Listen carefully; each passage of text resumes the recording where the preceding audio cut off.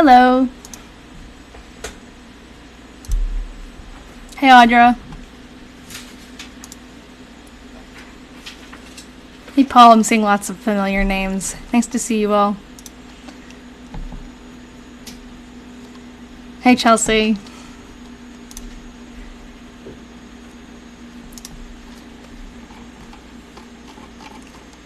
We're going to read through April today. I got a fancy new scrolly thing at the top of the live stream. Can you see that? So what's normally in the little box, I put on a scroll. Technology wizard. You just replied out loud, hi. I heard you. What's kind of funny is when I first start the live, I feel very awkward, like I'm talking to myself, especially Ian's in the room with me, like, listening. But, it feels so weird at first because there's, like, obviously people aren't talking, like, I can't hear them. But once you guys start sending, it almost feels like you're talking out loud, so. Yep, so fancy. Thank you. Hey, Allie. Hey, Micah. Squark Eye. Did I get it right this time? I need to know your first name. Hey, Paul. You're not caught up, but happy to be here. Well, we are in April of 1947. Like I always say, I go on these lives and I type and I read, but it doesn't really stick. Because I'm just like, there's so many things going through my mind. But I don't think it's been a super, super eventful year so far compared to the other years that we've read. Lots of bad weather, lots of sickness, illness. It's very cold. It's starting to warm up. So that's basically the gist of it.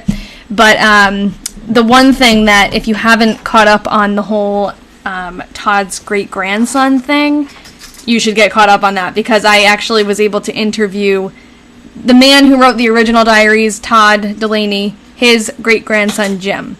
So that's on YouTube now. That was an awesome conversation that I had with him. It was like 2 hours long, but I cut it down to about like 45 minutes for you guys. And I think he did such a great job, and he shared so much with us that we never would have known otherwise. So I think you should definitely go check that out. Hey, Abby. Tomek. Nice. All right. So I have some things going on in the Discord. I think it's other stuff. Okay. So I'm going to start, I guess, April. If you guys did watch the interview and have any questions about that, feel free to ask them. I talked a little bit about it last time because I had actually interviewed him right before our last live. I just hadn't gotten it up on YouTube yet. So last live, you guys hadn't seen it.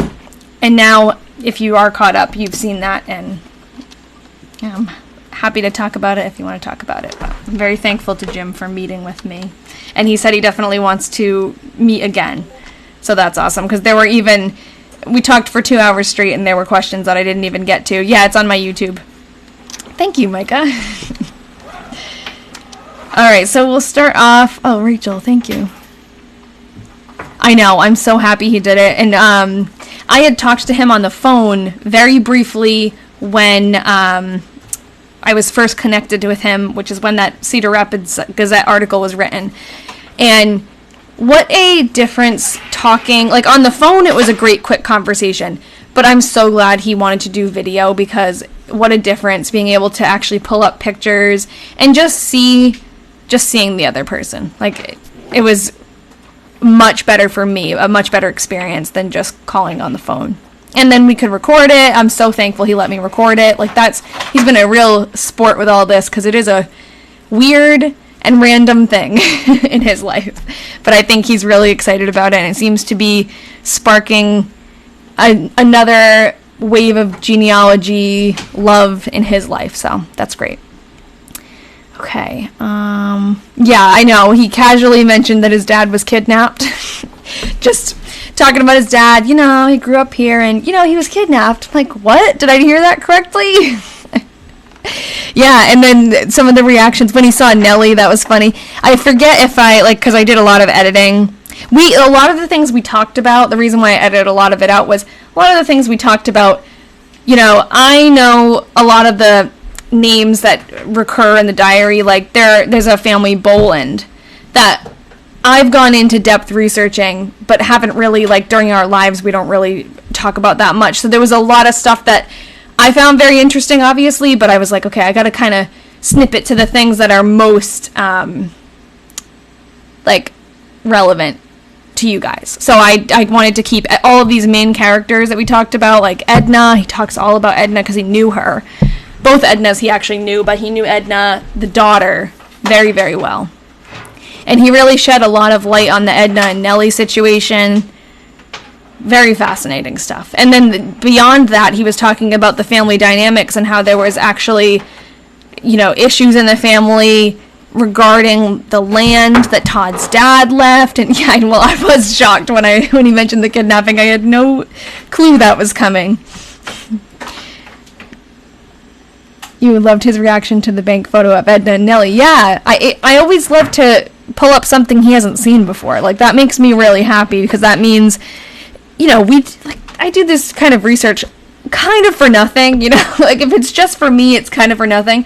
But if I'm able to share that with someone who actually, like, I know you guys care about it, but this guy is his family, so, like, it really felt good to be able to share something with him that would be meaningful. And I sent him that picture separately so he can add it to his collection. He has, like, he has a lot of stuff, actually, but now he'll be able to organize it a little better. He says, he actually texted me today, and I had sent him the completed 1944 diary, so I think he's reading through that, and he said he's looking for other pictures and things, so he's inspired to look through his boxes.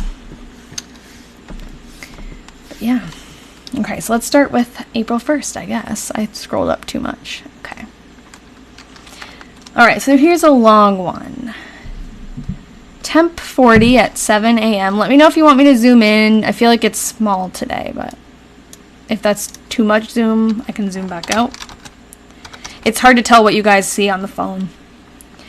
No, school hasn't started yet for me. Soon, though. I'm, like, in complete and utter denial. I have to go. I love my job, too. It's just, like, summer. Oh, especially moving during the summer. Hey, Seasomnia.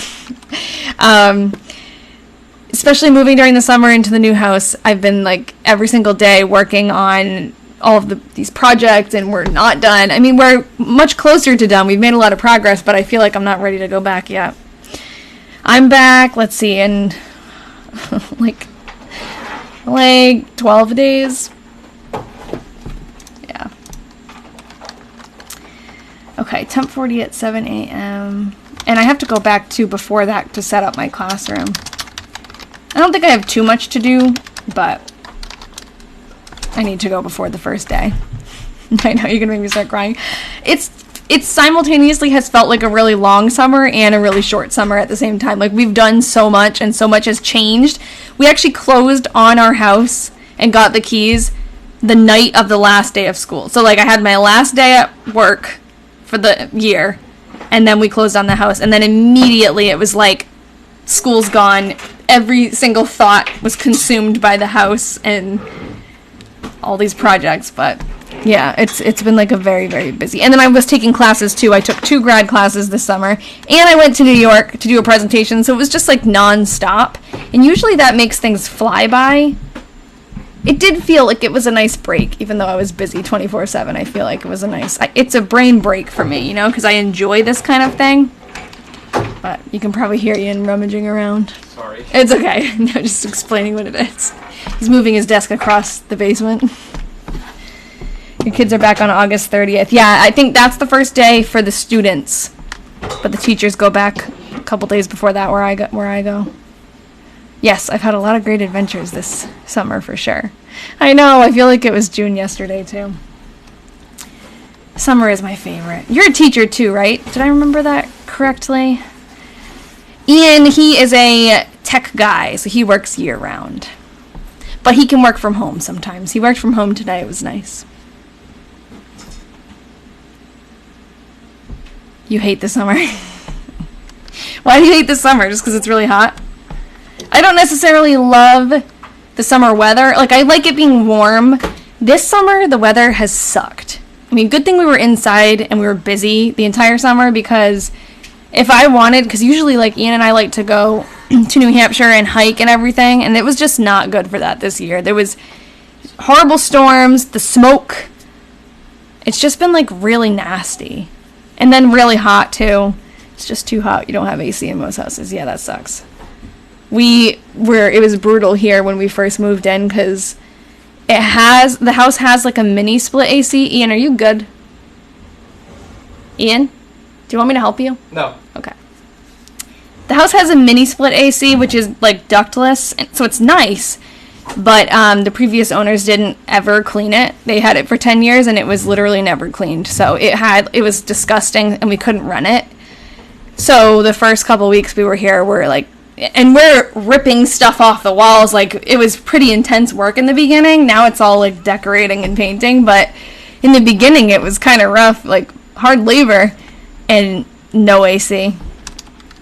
And also like the worst humid streak we've had in a long time, I felt like, but he's moving his giant desk all by himself. I feel bad. All right. I just feel bad for you. It's fine. Okay. Temp 40 at 7 a.m. Lloyd and Francis came out for a while in the evening. Edna was sick about 3 o'clock at night. Oh. Edna has been really sick. I can't remember how many, let me go back a little bit, because she was really sick for a few days. Yeah, so she was sick enough to stay home from work on one day, and then I guess this day she was sick and didn't go to Cedar Rapids, but she worked late. And then she was laying in bed and like really wasn't feeling good and hardly ate. Oh, sorry. No, I can actually, the Discord messages. Well, the thing about the Discord messages is if I silence it, then I can't hear when you guys send, like, if you find something. So how about this? Because I want you guys to send stuff in, like, about the other diaries to each other, too. Let me see if I can figure out how to mute it. I'm just going to mute my computer, so I won't hear notifications for Discord. You guys can send whatever you want. And, just let me know if you sent something that we're, like, talking about and you want me to see it. Just send it in the chat. Yeah, Edna was... I know, right? So Edna's staying home from work. She must have been really sick. I agree, because it doesn't seem like that's something she does often. And even when she was sick, she stayed home one day, and then she went back to work, and her mom said she really shouldn't have gone back to work. So, she, I guess is, like, it's still there. Okay, let's see. Edna was sick about 3 o'clock at night. She had a bad pain in her head.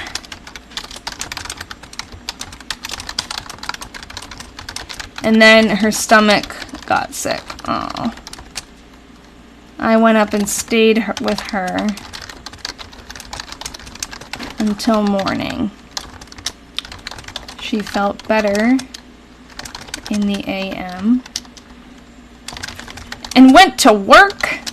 Oh, Edna. Norman went to Des Moines to enlist in the Coast Guard. I think that says Coast Guards, so I'm going to leave the S. Wonder if E. Gibson moved to Edna Jr.'s house between the diaries that we don't have. Yeah, so, one of the things, I'm assuming you probably watched the interview because we were talking about that a lot in there. We learned when I showed Jim the 2 pictures of the houses that I had, he actually didn't recognize. Let me actually pull them up.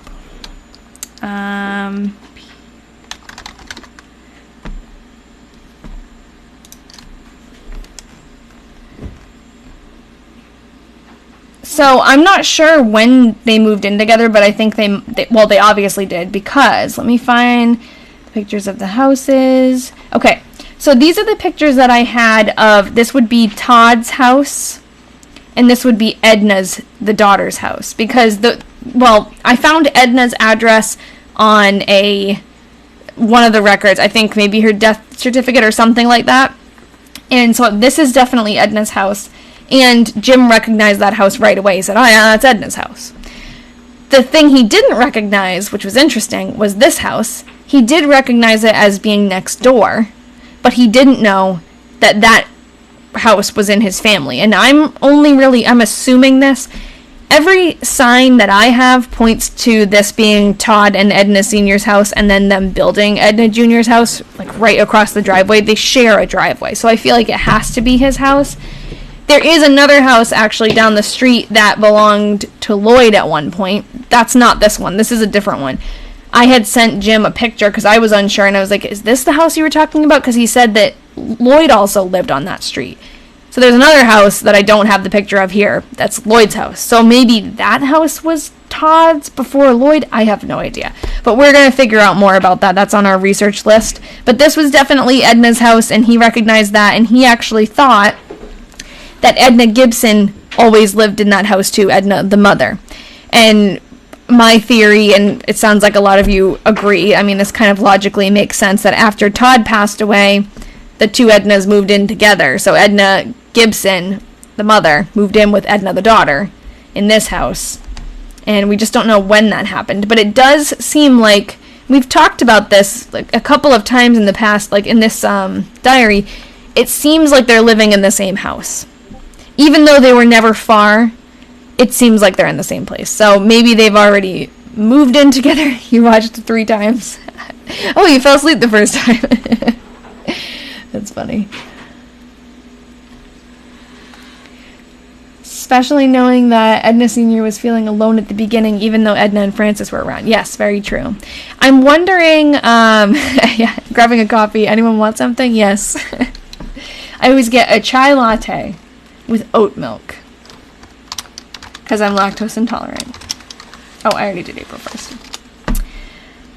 Yeah, so at some point, the two Ednas we think moved, well, we know they moved in together. We just don't know when exactly, but I have a hunch that they're already together. Maybe they're not officially, like, the house maybe officially hasn't been sold or anything, but, I mean, it would make sense that they don't need 2 houses, and it's a lot for each of them to be keeping up with, so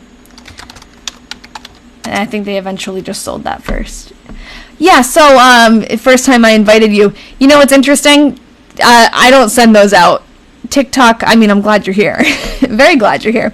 But, TikTok does that. And it's kind of, like, awkward. There was one time, a couple of times, I got, like, a pop-up that said, oh, this person's inviting you to their live. I'm like, what?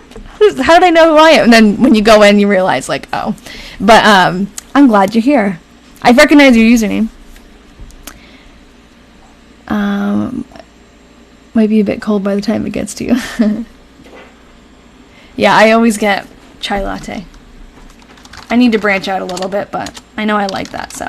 I guess chai lattes are usually, they're kind of sweet with the milk, and it usually adds sugar and stuff, but I don't like super, super sugary sweet drinks, usually.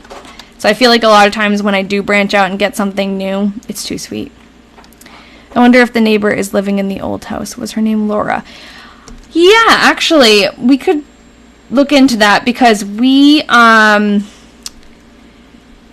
were wondering about Laura, because Laura is a name that has popped up for the first time in this 1947 diary.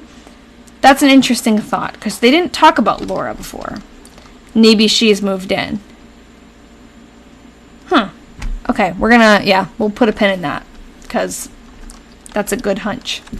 I did a big washing today, which I had put off for a week, as I had a lame back. She talked about that a little while back, I guess about a week ago, that her back was hurting. Nilly came out after supper and stayed all night. Edna went to a ladies' aid tea at Vlasta Lockhart's.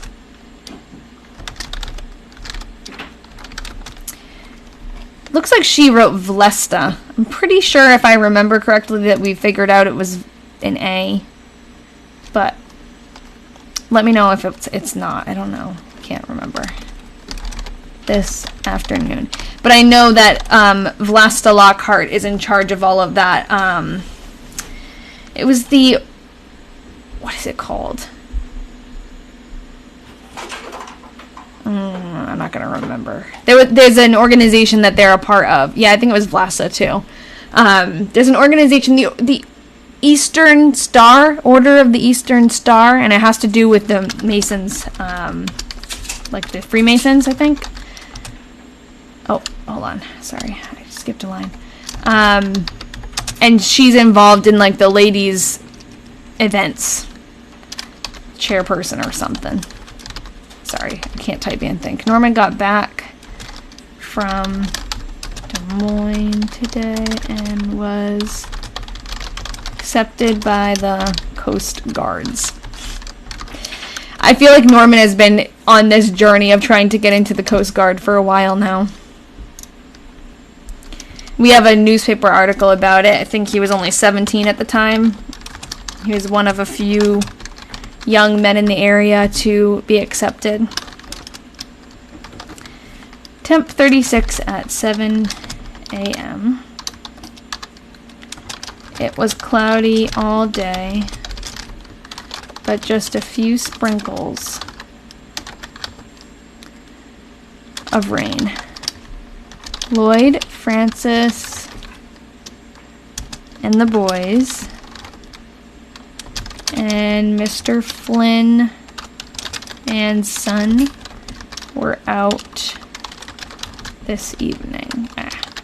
So when they're talking about Lloyd, Francis, and the boys, that is Todd and Edna's son, his wife, and then their 3 boys, probably all 3 of them right now because Norman just got back. So that's Norman, David, and Roger.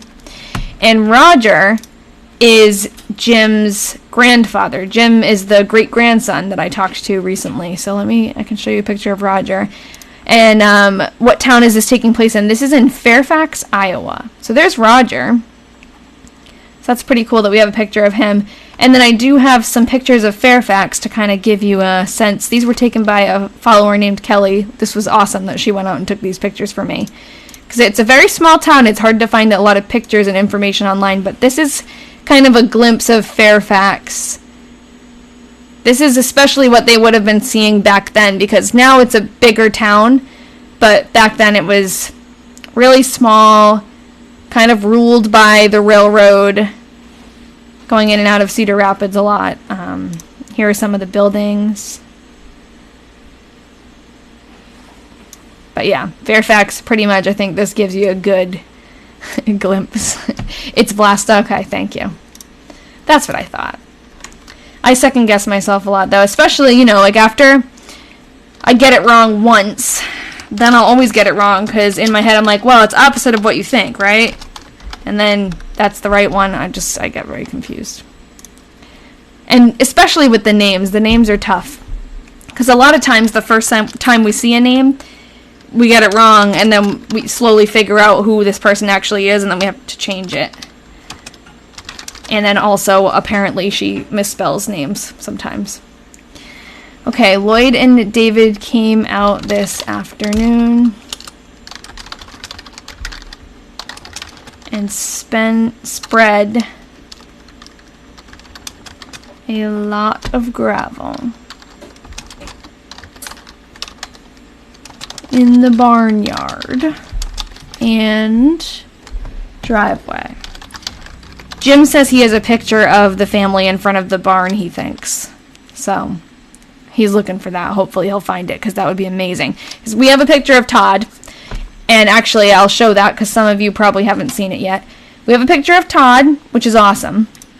That was from Jim. He sent that to me. We don't have a picture of Edna, the wife. We have a picture of Edna, the daughter. And then the only picture we have of Lloyd is a really grainy one.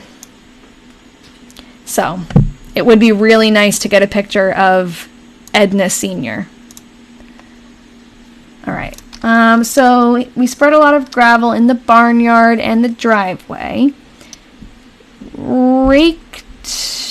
Racked the wood up. I guess that's not a new sentence. Racked the wood up in the wood shed that was split outside They brought ice cream and now I forgot how to say it. Kolaches, I think. I always get it wrong. And there's another example of I got it wrong first, then I got it right, and now I'll never know which one's wrong and right. You guys always send me the phonetic pronunciation in the chat, so I'm really hoping somebody sends that. It's emotional to think that this diary is just Edna's and not Todd's anymore. I know, it really is. Okay. Oh yeah, and it's an A, you're right, because she puts an O, but it's an A. Kolaches, I think. Well, someone will send it. I also still have to make some. I actually made pasta today from scratch. That was, well, it wasn't really that fun. I have a little, like a pasta maker, like to crank it and make the noodles, and that part's fun, but the dough is too sticky. They all stuck to each other. I had to start over. Yes, they do love. Well, you know what's funny is they never talked, maybe once or twice they talked about eating them. Maybe Todd didn't like them. And now the two girls, like all the time, ice cream and kolaches. Kolaches. That's what I'll have to have. So I'm assuming, actually, when I was looking up some recipes, they had a couple of versions, and they have like a more savory type and a more sweet type. So I'm guessing they're eating the more sweet type. So it's like a dessert with ice cream. Oh, it sounds good. Edna went to CR this afternoon. CR is Cedar Rapids after work. I guess she must be feeling better, hopefully. It stormed awful hard here after she left, and the wind was terrible.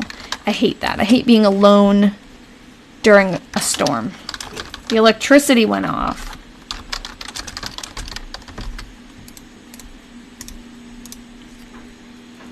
And was off for over, cannot type today, 2 hours. That's awful. Just got your Wi-Fi back. Did you miss much? Not really. We talked a little bit about the interview with Jim, Todd's great-grandson, and it's only been like 5 days. Edna started off the month feeling really sick still, but it seems like now she's better because Edna's not mentioning it as much, the mother. Lloyd and the boys came over to help. We need to make them together for our meeting. Yeah, that's a great idea. I didn't see that. If someone had that idea, I missed that message. We definitely should. We should all get on Zoom and make them. And we can all make different kinds and then review. I think, so Erin, I think they're eating them as a dessert. Because they're always eating it with ice cream. Unless they're eating the meal and then having ice cream after. I don't know. The electricity went off and was off for over 2 hours. Nellie came out in her car. And Edna brought Laura home. Okay, so there's Laura again. Now I'm really curious about Laura. You can't bake, that would be funny. I can bake like basic stuff. I can't think about anything I've ever tried to bake that came out terribly, but I've never really ventured too far out. Like I'll make a cake, or I'll make cupcakes, or I'm not a huge like sweets person, so I don't make a lot of stuff like that. I like to make zucchini bread and stuff.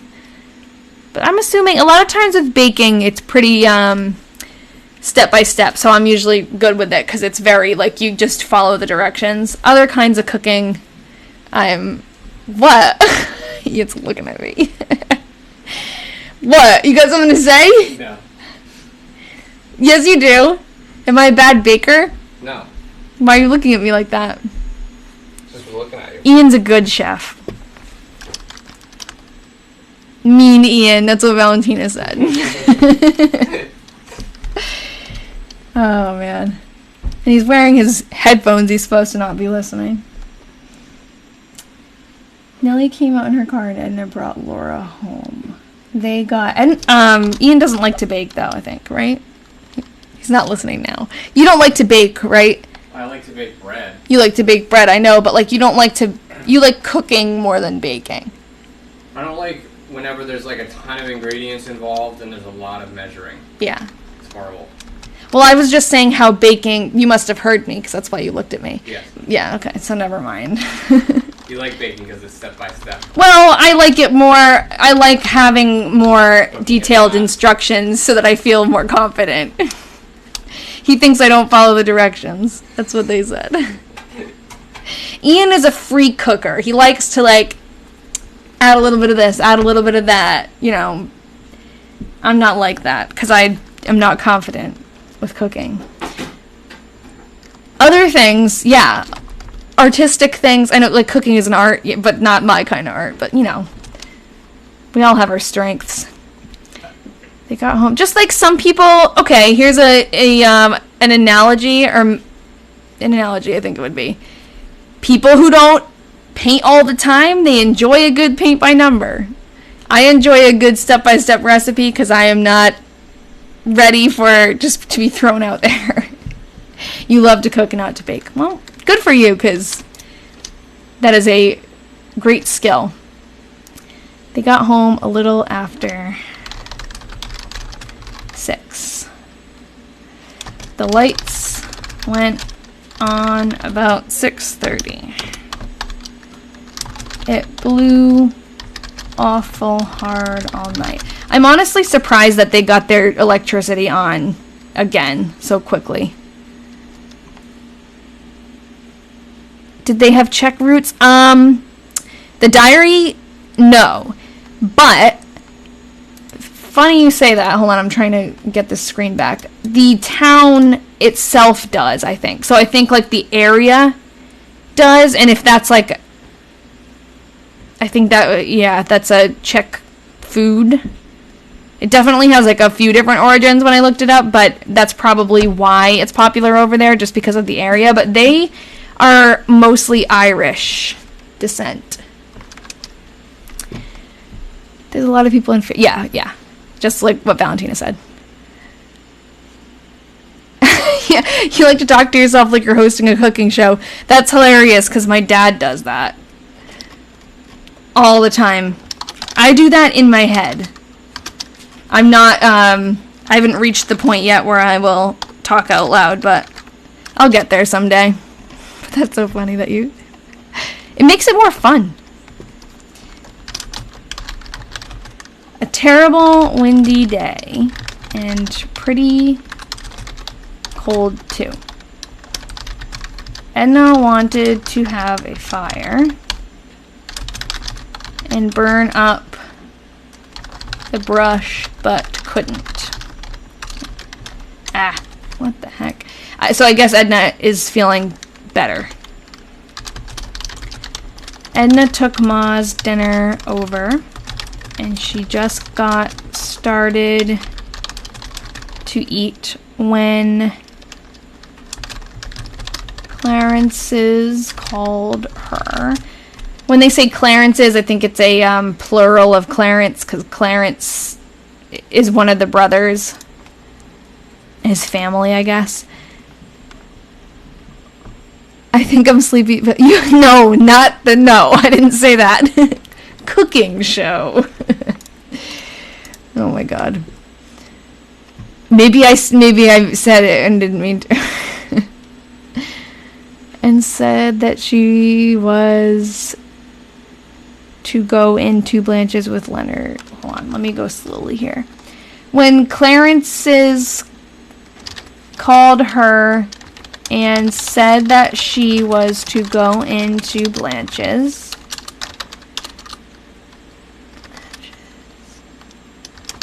with Howard,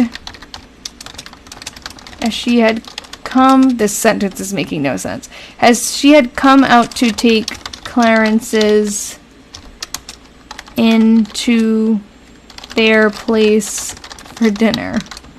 Let me know if that makes sense, because it doesn't make sense to me, but Norman and Blanche brought her home about 6 o'clock. So I guess she went to start eating. They said, no, you're coming over here to eat. And then they took her there, and that's what sounds like what went on there. I was just thinking, though, when they were talking about the bad storm, I was wondering about Ma and how she made out in the storm. And I was surprised that the electricity came on only a couple of hours later. I feel like they're so remote. But I guess they're probably all under, like, the whole town of Fairfax is probably one line. I wrote she and it's he.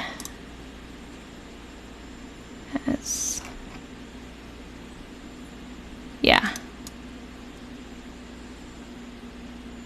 Wait, hold on. I was confused because it says, okay, she meaning Ma, and then Clarence's called her and said that she was to go into Blanche's with Leonard as he had come. Okay. That makes a little bit more sense. Thank you. Alright. Temp 28 at 7 a.m. The wind died down during the night. Edna and Nellie took the mower again. The lawnmower. This lawnmower, I swear to God, in 1944, or was it? It was 1944 because it doesn't make sense that it would be this year because it's been winter. In the 1944 diary, the lawnmower was giving them trouble throughout the whole entire season, and they kept trying to get it fixed and bringing it to get in a new motor and to get the blades sharpened, and Edna tried to sharpen the blades herself and she couldn't do it. It was like the biggest fiasco. I wonder if it's the same lawnmower. Are they going to get it fixed? Took it into CR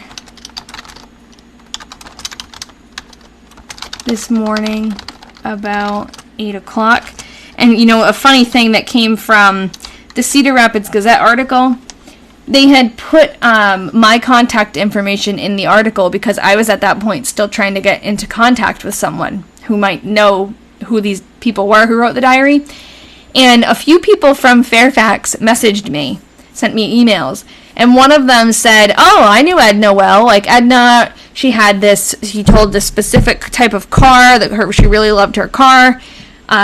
She was the first one, or maybe it was Todd was the first one in town, or she was, or they both were, the first people in town to get like an electric or a rotary lawnmower, like a power lawnmower. Not an electric one, like a power lawnmower. That's what he was saying. And I thought that was so funny because I'm like, oh my God, they talk about the lawnmower so much. And the fact that sticks with this person till this day. So it must have, maybe it was a newer type of lawnmower that they were the only people around that had it and they couldn't find anyone to fix it. I guess that makes sense, but oh my God. They talk more about trying to fix the lawnmower than anything. Nellie took it in her car. And Edna went in along with her car. So it sounds like the lawnmower was so big. I think the doorbell just rang. Yeah. What was I just saying? Oh, Edna must have not been able to fit in the car with the lawnmower. Your dad's old neighbor was one of the first people to have an automobile. Oh, that's cool to know. Yeah, so I guess you remember those kind of things, huh? And they get passed down, those stories. I know, they need to save and just buy a new lawnmower. Alright, it seems like it's obvious because nowadays everything is just made so cheaply, but back then everything was made so you maintain it and you get those blades sharpened. If we find all their diaries at one point, I'm naming my first child Edna, boy or girl. Love it. I know, hopefully some will turn up. We've got a few probes out there, but nothing. I will update you guys if anything ever comes of that, but Lloyd and Francis and Norman and David were out here for supper tonight. As Norman and David were, as Norman was, oh, thank you. Is that just regular water? Yes. Boring.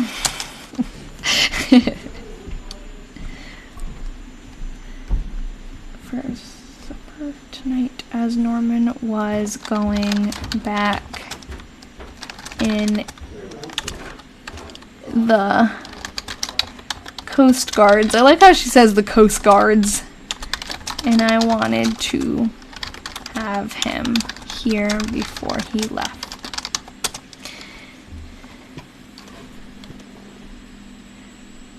Not in a rush, I have to find the husband first.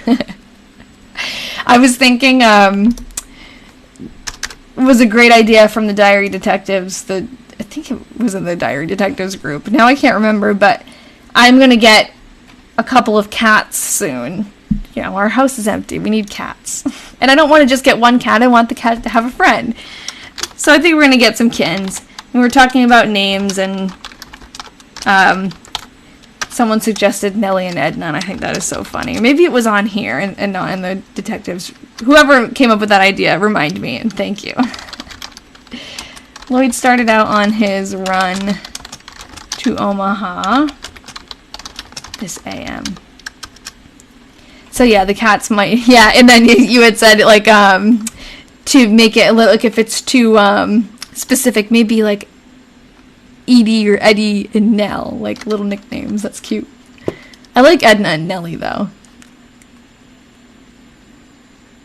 And then, yeah, maybe Anks. Maybe it will be Edna and Anks. I don't know. Edna and Nellie, obviously, because, like, we know they go well together. They just, the names go well together.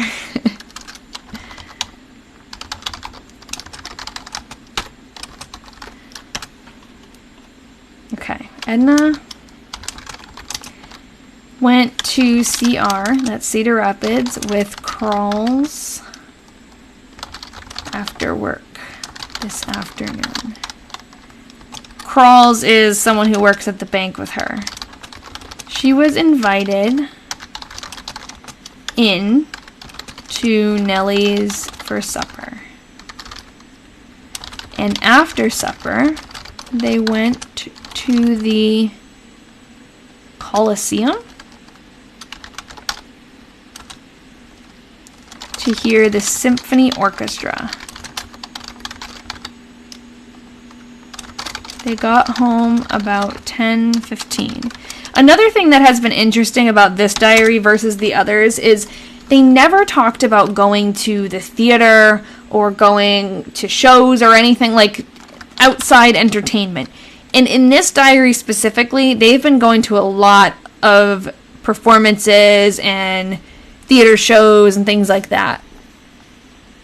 Okay, I said maybe what Edna and you suggested the two. Yes, that's awesome. Edna and Nellie. Yeah, they are old-fashioned. There's a lot of older names in this diary, obviously, because it was, you know, these people were, it's from the 1940s, but they were named in the early 1900s. And then I also read a diary from 1917, and those names, there's like another set. And it's kind of funny because those names like Edna, I'm a teacher, I don't have any students named Edna. Edna is not a popular name right now, but back then, the name Edna comes up a ton. And it's just like, it's very interesting. I actually follow a few people on TikTok who talk about baby names and like the cycles and what names are popular now and what they used to be, and I find that very interesting. Oh, sorry, more typing, less talking. You don't like my voice? Typing ASMR, I can whisper.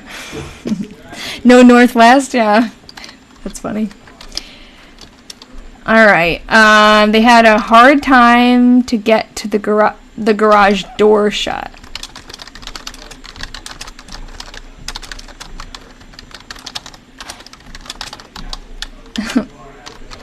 Okay. It started to rain just after the girls got home. Oh, she switched her pen. And kept it up just about all night. Yes, Mary is a really old name, and that's a, no, it's okay, I'm just kidding. I'm kidding. I know you're joking too. Or not, that you didn't mean it like that. Mary is a name that has stood the test of time. Like, there are some older names that will just never, you know, dip in and out of style. But Edna, I have to say, I haven't heard many Ednas recently. Ooh, this is the 100th day of the year. It says up here, 100th day.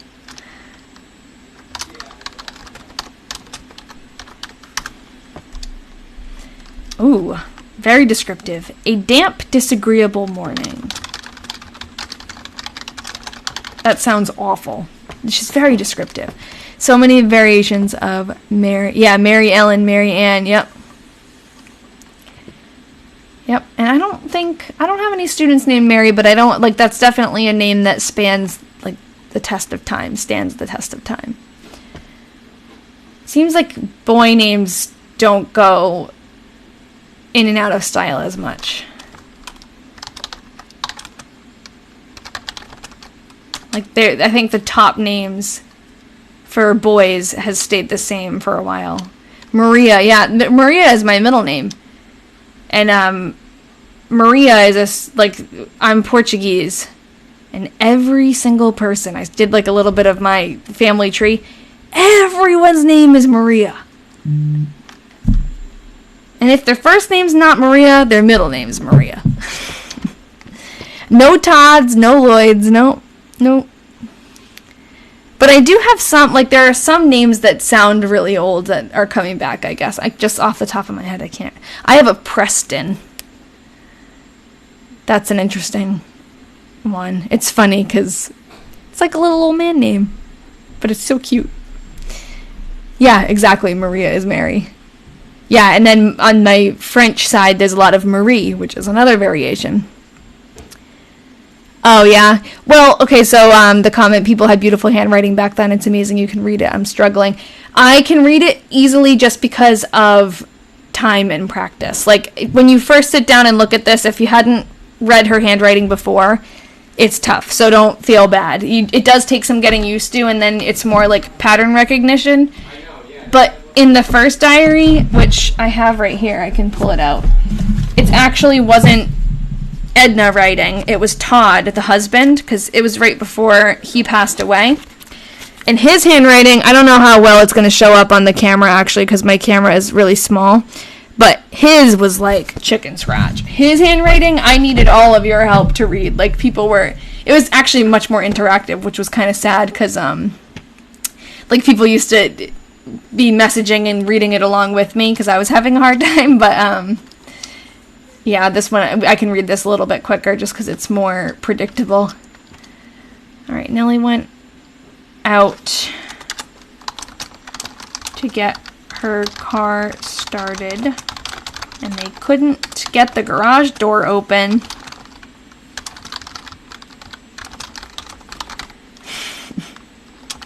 So she had to take Edna's car. I wonder what the neighbors had to say. Yeah, that was more fun. You guys can definitely still try to read along with me, but yeah, it's not as interactive, unfortunately. Can't force it, I guess, but there's probably a difference between male and female handwriting. Yeah, in general, I guess, but I don't know, because the other diary that I read in 1917, from 1917, her handwriting is hard to read, and she's a woman, so I think it's kind of, yes, there is a general difference, but, I don't think it's all the time. Okay, so she had to take Edna's car and leave hers here. Edna and I went out after she got home from work, and tried again to get it open, but we couldn't. I wonder why it's stuck. So Edna phoned to get,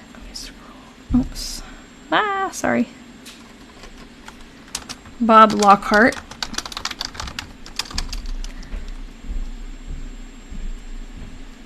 And he came up and they had to take the door off.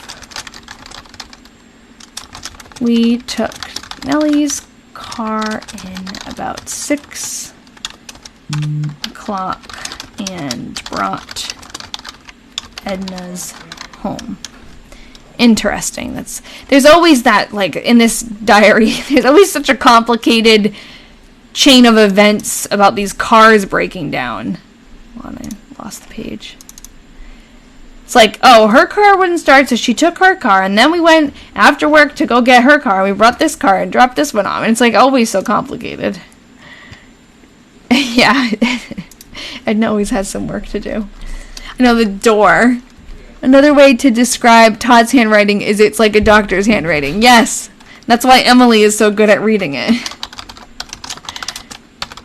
She works with doctors' handwriting all the time. I thought that was so funny learning that. Maybe they had different nibs on their ink pens that would determine handwriting too. Yeah, that's true. The tool definitely determines the handwriting. Or not like totally, but it makes a big difference. Interesting that they put Nellie's car in the garage. Oh, yeah, at all. Yeah, and it got stuck there. And like I said, I wonder what the townspeople were saying when they saw her driving Edna's car, because apparently Edna's car was very recognizable. All right. Temp 40 at 7 a.m. A very chilly wind. The creek is over its banks. Lloyd and Francis, that must mean the snow is all melted. And Norman came out this evening as Norman was to leave for Des Moines on the midnight train to join the Coast Guard. Oh, now she actually said Coast Guard, not Coast Guard, and I wrote an S. She was writing Coast Guards before. It's sad 100 years from now there'll be no detailed diary for the future generations to go through. You mean like people don't keep diaries anymore? Or this one in particular? I'm actually trying to keep a diary. It's not super detailed, but it's something. And it's a 5-year diary, which is kind of fun. Because even for me, I'm on the 2nd year of it, so every day I can read what I did the year before on that day, so it's kind of fun. But yeah, more people should keep diaries. The difference, I think, now is we have so many other outlets to share what we're doing every day. Like, we have the internet, we can do pictures and videos, and I think it kind of becomes a blur. Like, there's not, I don't know, people had their diary, and that was really the only record, other than, like, they could get pictures taken, but it wasn't as easy as it is now with our cell phones, you know? So I think that's a big reason why so many people kept diaries, and a lot of the diaries from back then too, like these, and follow the same pattern. It's more like what they did that day, where they went, who they went with. It's not like pouring out their feelings onto the pages. Like, that's, I think, what we think of when we think of a diary, like really private and deep emotion. But I think back then it was more of that's how they kept track of what they did every day. And that's how they kept track, if they had a farm, of what the weather was like the year before that day. So it's kind of interesting to compare the function of the diaries back then and now. Oh, good. So Todd's inspired you to start writing again. Yeah, for the people who want to research us, it would be way easier. Yes, that's true. You're writing a diary. For the diary, for future diary detectives research. Love it. Okay. Yeah, because we know how hard it is to track people down when they don't keep a record. He expected, and it's like these people who would have been kind of lost to time are brought back to life. He expected to be sent to St. Louis from there. Lloyd was going out on his run to Omaha. Wait, did I already... Hold on. No, okay. In the AM. So Lloyd worked for the post office train, and that's what it's talking about when he goes on his run to Omaha. He goes between Omaha and Chicago to deliver the mail. And actually, in that interview with Jim, we talked about that job, because it's a very interesting job. They actually sorted the mail on the train, and he told me that they actually carried firearms, and he was surprised to find out that they had guns on the train. You always thought that diaries had to be long and about very intimate things. Yeah, I agree, Jen. That's what I always thought about diaries, and I found it very, almost like there was a pressure when I'd sit down, because I've always had a journal that I would write in sporadically, and I always felt like there was pressure to fill the page or to go deep into what was going on and what I was feeling, but really, it's all about what you want to do. So I actually feel like I have that little space so it's like a page, and it's broken up into 5 sections, and there's really only a small section for each day.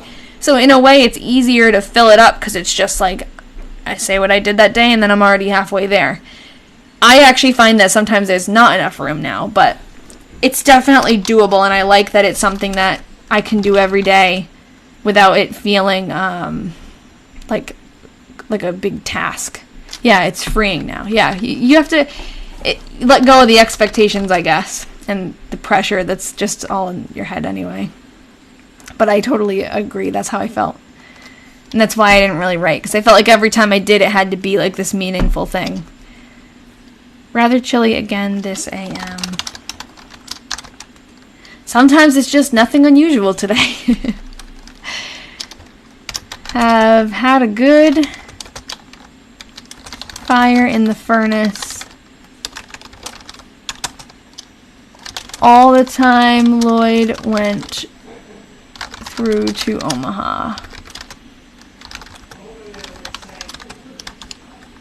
this morning. Edna didn't go to CR this afternoon. You know what I just thought of? I wonder if when it says Edna is going to CR every day, I wonder if that means she's going to visit Nellie. I always thought it was like, oh, she has errands to run or something, but Nellie comes to visit them all the time. I bet when she goes to CR, that's what she's talking about. Edna went to go visit Nellie. As she had book work. I'm going to just put 2 words. Book work for Strong's. Was that an A? It looks like an A here. To do. We did figure out who that was last weekend. Are you feeling influenced to write Edna's style in your, I'm assuming in my journal? No, not really. I feel like the entries are so short that I don't really have a style at all. But that would be funny. That'd be like a little inside joke with myself when I read it a few years from now. I'll write nothing unusual today. Nellie came out and was here for supper.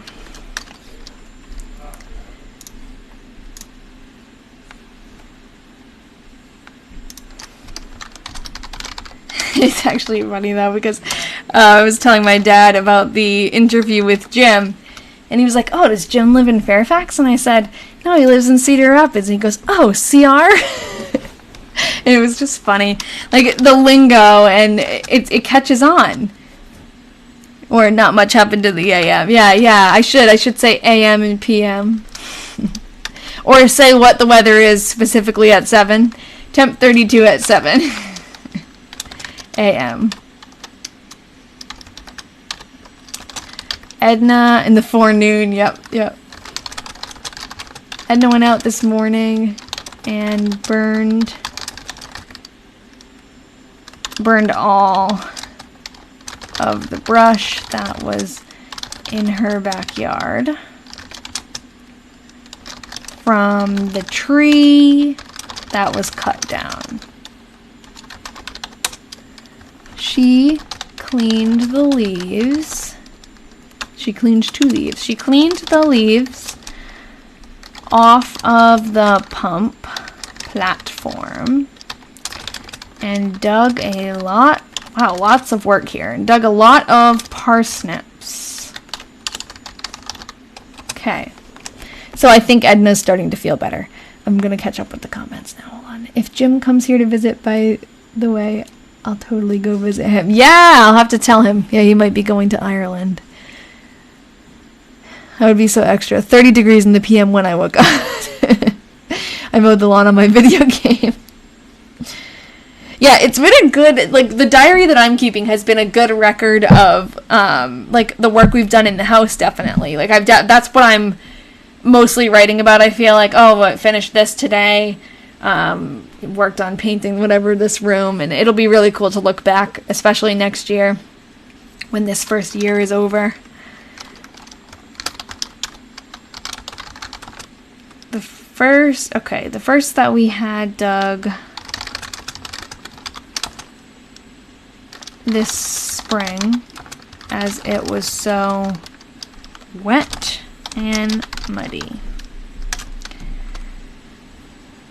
Nellie, Laura, and Edna went to the Catholic school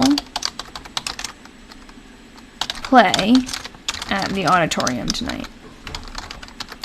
Another interesting thing that Jim and I talked about was the fact that Edna, the daughter, was Catholic and her parents were Methodist. Now, there's like a long history of Delaney drama. Thanks for the gift, by the way, guys. I didn't see that before. There's a long history of Delaney drama, which goes back to Todd's father. And so Todd's father, I can show you a picture of him. Just give me a second. This is Todd's father, Thomas. And he owned a ton of land and a big farm. And when he passed away, so let's see, I have a picture of so this map of Fairfax shows how much land he owned, because it says Thomas Delaney all over here, and all up here. When he passed away, I guess there was a big fight between the children about who would get the land. This is just what Jim is telling me and what he kind of has put together with the little snippets of information he's gotten throughout his life. But it seems like there was a lawsuit, there was a big fight over the land, and the family had always been devout Catholics. And then I guess when that split in the family happened, when there was a big argument, Todd, the son, was angry about that. He changed his name from Thomas to Todd, and he changed the spelling of his last name from Delaney with an E to Delaney without an E, to distance himself from his family, and also converted to being a Methodist. And then Edna, the daughter, his daughter, this is going to get confusing, sorry. So Todd changed his religion from his family, and then their daughter went back to being a Catholic. So it's just the fact that she's Catholic actually means something more in the whole grand scheme of things, you know? And the change in the name means more than just a change of a name. It's there were big issues in the family, and that kind of shows it. That's the manifestation of it. Yeah, and it was Alice and William, yep. It was, I think, mostly William and Todd against each other, but I don't know. We have to find that documentation, because he said he's read quite a few court records, which I think we did find a while ago, but that would be so you. Change your last name to be one letter different just to stick it to him. Yeah, I have to say, I missed the boat on that one, because I thought this whole time I've been yeah, I mean, the name is different than the family, but that doesn't mean anything, because names change over time. I thought that, I really did not think that Todd's name being slightly different than his family meant anything, but it did. More symbolic than yeah, that exactly is symbolic. Exactly. Lynch to lunch. Temp 39 at 7 a.m. Edna, Nellie, and I went to CR with Nellie's car this morning to get the power mower. Alright, so the mower has been there for a few days. Let's see if it's fixed. I wonder if we'll find out. Nellie stayed in, and Edna drove Nellie's car out to bring the mower home. What a big to-do for this power mower. We got home about 9:45. Got some bakery at the Kenwood Bakery. Oh, we can find the Kenwood Bakery. Bad feud in the family here, but I'm thriving. First generation healer. Love it. Yeah, it's like, and that's what I told Jim, because he was like, oh yeah, he said, my family was dysfunctional. I'm like, every family has something, and especially when you start looking back. I think I cut this part out of the interview, but I was talking about how when I started to do my family history, I think I cut it out because I didn't want to make it about me. But when I was doing my family history and genealogy on Ancestry, I actually was contacted by someone who was like, oh, does his last name ring a bell? Are you part of this family? Because I've been looking for this side of the family for years and years. And it turns out he's from a distant branch of my family. And when I asked my dad about it, he's like, oh yeah, the brothers, this was my vuvu's uncles, or my vava's uncles, or something like that. I think it was my grandmother's uncles. They had a fight about something and a falling out, and it split the family up, and they moved away, and it's like that whole side of the family was split off after that, and they never knew their cousins or anything from that side, and now we do. And that was really nice because he's been looking for a long time, and finally, when I happened to get an Ancestry account, the DNA linked us. But man, just like Jim was talking about, it's these silly things. I mean, it's not silly things. Obviously, they're big things that happened that broke up the family. But over time, it becomes less, you don't really even know what happened, and it's just sad. But yeah, every family has something. About the first real nice day to work outdoors. We had about 600 pounds of coal hauled this afternoon from the elevator here. Wanted more, but didn't have it. So they talked about random question about being Portuguese. Do you speak that fluently? No. When I was growing up, my grandparents did, because my grandparents moved here from Portugal. And they tried to teach me a little bit, of words. I knew, words, but not, I wasn't ever fluent. And my dad is he can get around, we've been to Portugal a couple of times, and he can get what he needs to get communicated, but he's also not completely fluent, which is a shame. I wish I was, but I feel like I missed the boat with learning a language. I mean, I know French probably as well as I ever will. Yeah, Portuguese from Portugal is so weird to you. Yeah, because you're used to Portuguese from over in South America. It's different. And I remember actually when I was going to Portugal, I was like, oh, I'm going to learn on Duolingo. And I downloaded Duolingo, and it was Brazilian Portuguese. And my dad was like, I was practicing it. And he's like, what the heck are you saying? The words weren't making sense to him. And I'm like, it's Portuguese. He's like, no, it's not. Because it's very similar, as far as I understand, it's similar enough that I could probably, if I learned Brazilian Portuguese, I could probably go to Portugal and, get my message across most of the time. But, it's different enough where it matters, too. The pronunciation is all different. Never too late. Feel like I'm learning more Irish now. My kids are in school. Yeah, it is never too late, but there is a time in your life, when you're a little young child, that your mind is primed to learn languages, and it's actually, effortless. And I just feel like I've always been really good at, when I took French, I was great at it. Memorization, and, I was good in the class. But I feel like I'll never get to the point where I'll be fluent. Unless I was dropped in the middle of Paris and no one around me spoke English. Then I probably would get it, but it's just, I don't know. It doesn't come naturally. If you learn as a young child, it comes naturally. You learned English after finishing high school, and you're learning Norwegian now. Well, good for you. Yeah, I definitely, I could learn it, and I picked up on a lot when I was getting ready to go on my trip, but Yeah. It started to snow this afternoon following a rain most of the day. Temp around 32. Maz Radio. I feel like a lot of other countries are a lot better at teaching foreign languages. Maz Radio quit working today. Oh no! That's the second radio to break. And Stanley came and got it to repair.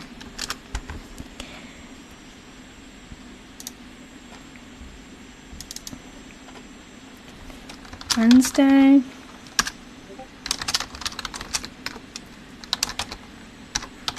April 16th. We had 3.5 inches of snow. Just when she was saying it was getting nice to do outdoor work during last night. Temp 31 this AM. The snow was all melted by noon.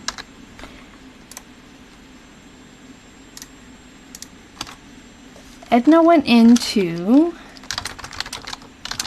CR after work this eve, and Nellie came out home with her. Yeah, so she must be going to visit Nellie. I can't believe I never really thought about that.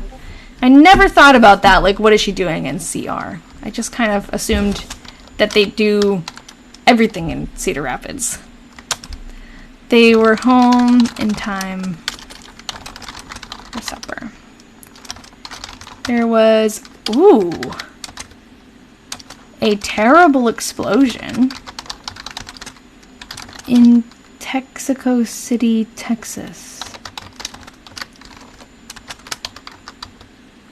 Anyone recognize this event? Today, and oh my god. Hundreds of people were killed in all the buildings along the Gulf. Wrecked. That seems vaguely familiar. I'm gonna just take a little...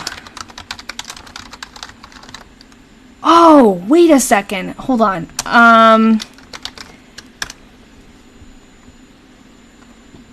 I listened to a podcast about this.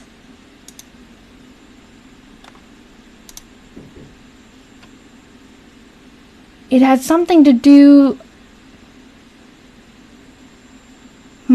Yeah, I'm pretty sure that I listened to a Stuff You Should Know episode about that. So, in 1947, the Texas City disaster, that's what they apparently called it after it happened, right? Is that the same thing? Yeah, April 16th. The deadliest industrial accident in U.S. history. And one of history's largest non-nuclear explosions. That's insane. The explosion was triggered by a mid-morning fire on board of the French-registered vessel, the SS Grand Camp, which detonated her cargo of about 2,300 tons of ammonium nitrate.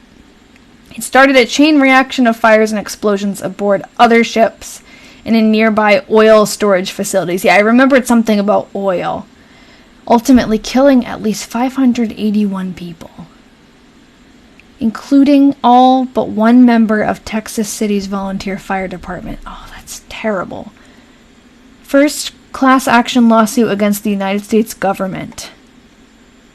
Ooh, I have to make a video just about this. Your grandparents talked about this when you were a kid. Oh, wow. Audra, are you from Texas? Because now I'm putting together that your Discord name was Audra TX.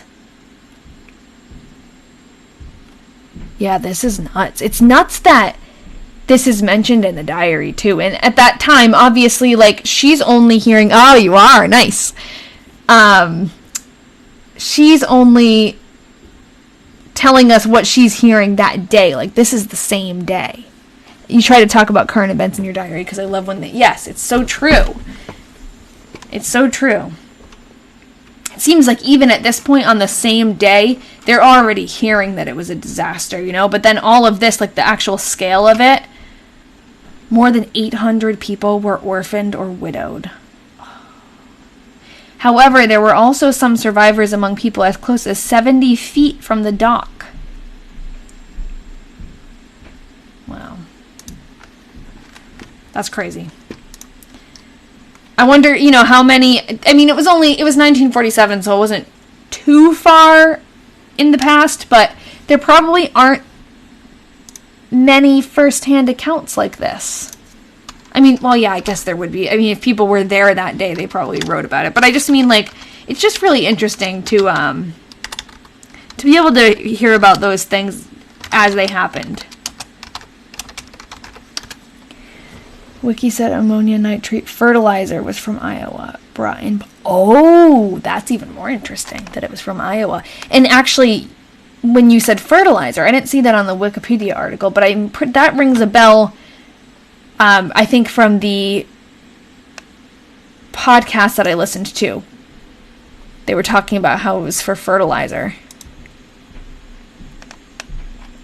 Okay. We have some newspaper articles from the Cedar Rapids Gazette. 650 believed dead in blast. So this is probably what Edna was reading.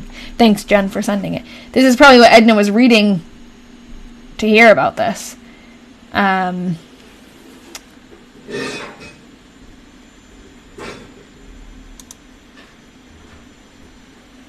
Oh, it zoomed in too far. I'll definitely put this on the website. On my website, I put everything. I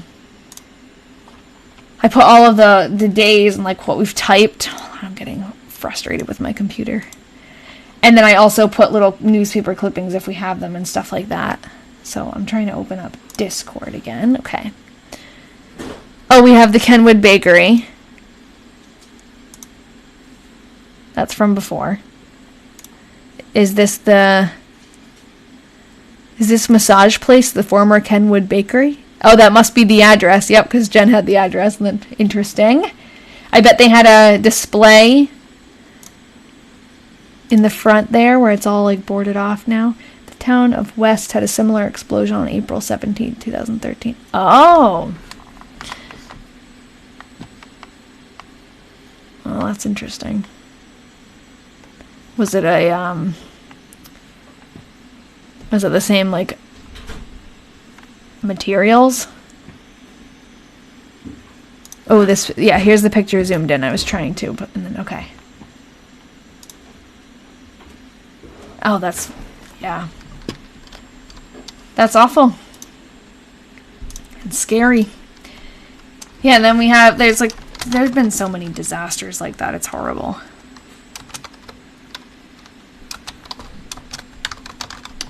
A train derailment too, you know, like all that stuff. I hate that. Temp 36 at 7 a.m. It's chilly. Wind all day. It's scary too because it's just like what they're carrying and what that, you don't even know what that can do to people. And I haven't heard anything though about that derailment since. I'm sure the people who live in that area though are still hearing about it every day because that's just how the news works here. It's very sad. We got a big truck load of comms from Lester Rame today. So that's a new one, Lester Rame. Oh. So fertilizer is a well-known explosive then. Well, I guess ammonium nitrate, maybe it's not always part of fertilizer, but... Yeah, and actually, someone had typed conspiracies when I was talking about the the Texas, the explosion, and I wonder, it may have not been Stuff You Should Know that I heard about it on. It might have been the podcast Stuff They Don't Want You to Know, which of course is like a very similar title.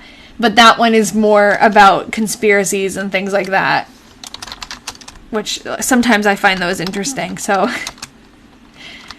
that's probably actually what I heard it on, and they were probably talking about whatever the conspiracy was behind it, or the conspiracy they think is behind it. Temp 36 at 7 a.m. and a chilly wind. Lloyd, Francis, and David were out this evening. They brought ice cream and kolaches. I say it so not confidently. Lloyd had a lame back. They had a letter from Norman. Okay. Saturday.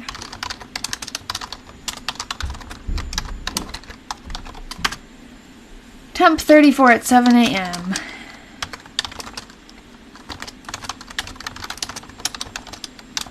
It rained nearly all day. Water standing everywhere. Delia Mulheron was to have her sale this afternoon, but it rained so hard they postponed. I wonder what sale? Postponed. Tetris Grandmaster. It's been a while since I've seen you. Yeah, TikTok doesn't show me to anyone. Just say it fast the next time so no one knows. Clutches. Yeah, that's what I tried to do, but I'm like an idiot, and I'll say it wrong and then point out that I said it wrong instead of just moving on. Oh man. They're very popular up north in the spring. Hold on, I totally just X'd out the whole thing. Okay. Yeah, I don't know. TikTok doesn't show me to people anymore. But the people who registered, who are here every week, and so if you feel like you haven't seen me in a while and you want to, register for the live events and it will actually let you know when I go live, because it seems like it doesn't share out as much as it used to. I hear that a lot from my followers, that they don't see my videos. I also post, like, I repost everything on YouTube, and I post other, like, I post my live replays and longer videos on YouTube. So if you follow me on there, YouTube is better about showing people what they subscribe to. Okay, Nellie came out and was here for supper. I'm convinced, like, TikTok has been taken over by, like, they want you to pay for promotions, and they want, like, so I feel like, because I don't do any of that, they've just let my account fall off the cliff, but it's okay. Can a search help? I don't know. Yeah, like what, if you search my name? Probably. Any kind of interaction helps, but I mean, I don't really know anything about TikTok's algorithm, but I know that, like, when you post, this is what I've heard, when you post a video, if people share it, or even just tap the arrow to act like they're sharing it, I think that helps a lot. But I don't know. And I don't, like, you guys don't need to be, yeah, it's, you can, if you like it, I appreciate that if you like the live, but you don't need to be there, like, tapping the thing. Like, that's not what I'm concerned about, so don't, you don't need to worry about that. I just feel bad when people come on and say they haven't seen any of my videos. Because it's like, you follow people for a reason, you know? And I get mad when I don't see, like, I talk about My Grandma's Diaries, that podcast, every single live that I do, but I never see any of their videos. And I want to see their videos, you know? It's frustrating. A very chilly wind today. Edna worked out around the yard. most of the day. She took the leaves from the pump house and cleaned up different places. Lloyd Francis. Oh, Delia's sale was an auction sale. Okay. What kind of auction? Or did you send something? Oh, an home furnishings auction sale. I'll open it. Oh, interesting. And John Kroll is the clerk in charge. Complete line of household goods for 9-room house, including a refrigerator, vacuum cleaner, mix master, kitchen furniture, cooking utensils, dining room set, living room set. Geez, she's selling her entire estate. And, I mean, she said Delia's still around. She's not, like, dead or anything. It's not that kind of estate sale. Weird. In a box of diaries? Yeah. Maybe.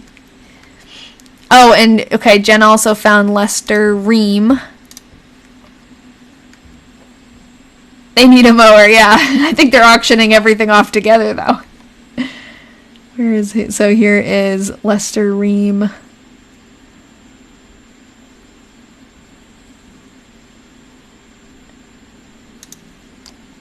I'm just curious. I'm seeing body ream.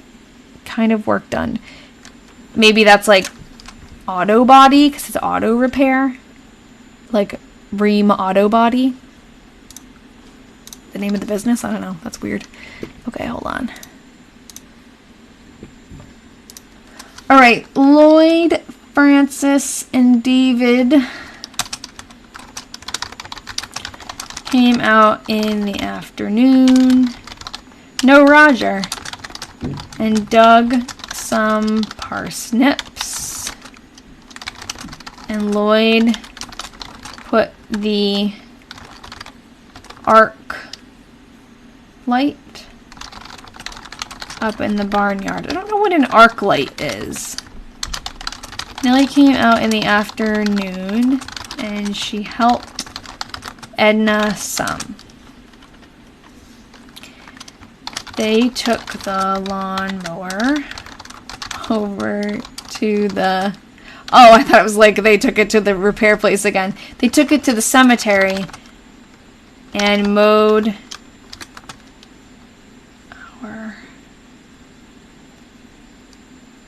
our lawn. Mowed our...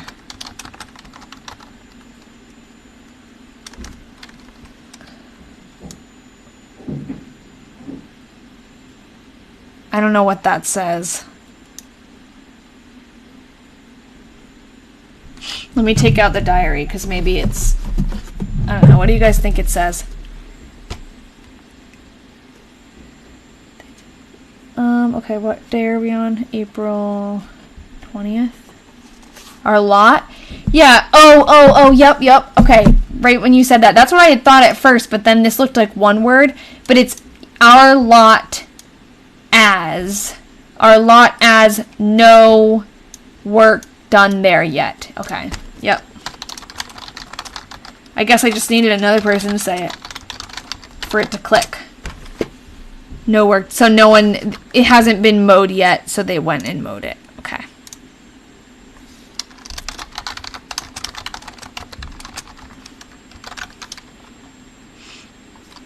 Temp 34 at 7 a.m. Edna went to CR after work this eve to see a man about... Okay. I read, to see a man about the way to put a belt on. I was like, what? The way to put a belt on the lawnmower. That's funny. She did a little shopping. So the lawnmower is still not working, apparently. She's still trying to find ways to fix it.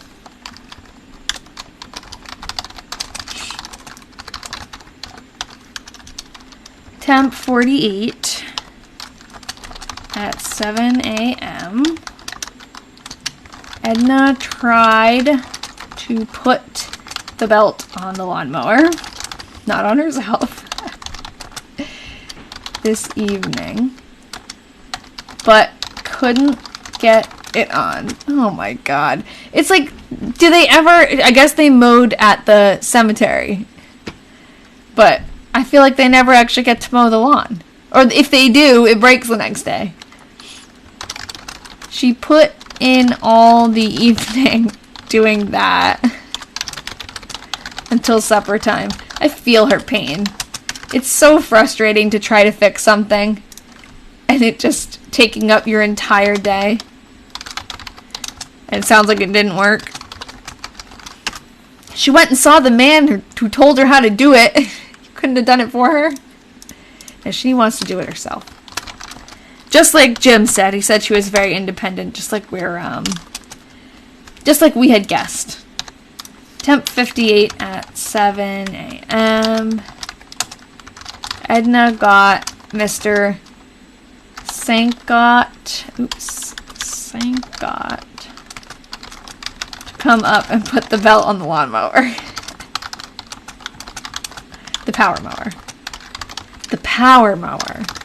It's never worked, though. I guess it does. They just don't mention it when it works. Nellie came out after supper and stayed all night.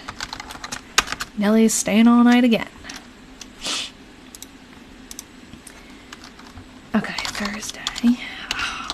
Today is a bad day for typing. Thursday, April 24th. Temp 36 above. Not 36 above, 36 at 7 a.m. Nellie's about to show her around that belt. Oh my god. Edna got up at 6 o'clock. And Edna got up at 6 o'clock and mowed the first lawn that she has mowed this season. Yeah, because she spent the whole season trying to fix the lawnmower. Edna got up at 6 o'clock and mowed the first lawn that she has mowed this season. That is so funny. I know, victory. Can you imagine finally finishing that? Every day the grass was growing longer and longer. Frank Ursa came and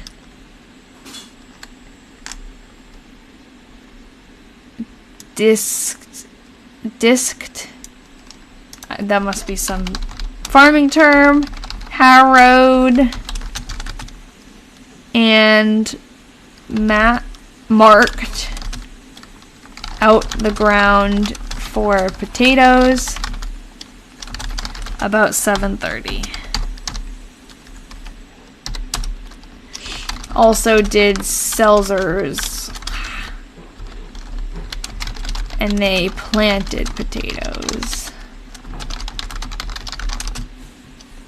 Edna planted the potatoes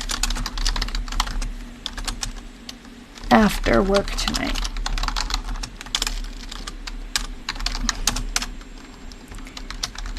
"12 rows." Ooh, what is this? Oh, I accidentally did a shortcut. 12 rows. 10 rows. Okay, 12 rows, period. 10 rows starting from the east and was from seed. Her sentences have been hard to follow lately.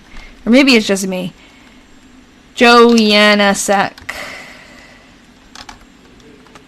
Oh my god. Gave us. And the 2 rows on the west from seed we got at the store. Very specific to tell us where exactly each row of seeds came from. I'm not really that interested in that, but thank you for sharing that. Wonder what her mom was doing while she's doing all this work. Apparently she's watching her and writing in the diary. That's funny. Edna was Iron Lady. I cannot imagine myself working at the bank full-time and also mowing the lawn at 6 a.m. I know, and then coming home after and planting 12 rows of potatoes that were from Joe Yanisek and the store. Yeah, she has a lot of energy. Edna and I went to CR this afternoon and went to see Dr. Hauser. We both had a blood test.